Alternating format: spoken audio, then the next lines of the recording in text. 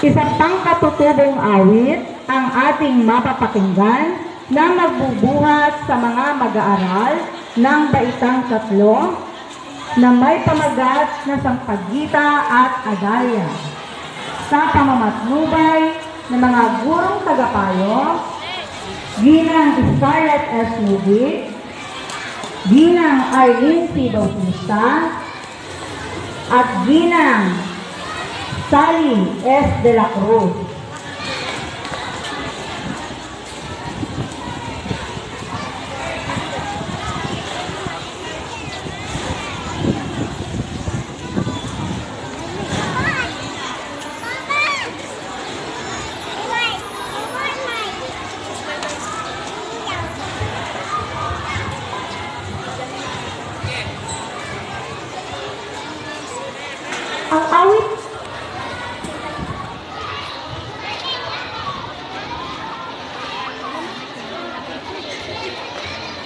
Ang awit na ito ay ginagamit sa mga masayang pagtitipon at pagdiriwang bilang pagbati at pagsalubong sa mga panauhin. Hinahalin tulad ang mga panauhing babae sa mga bulaklak na Sampaguita at Adalia na nagtataglay ng bangong humahalimuyang at gandang nakahahalina.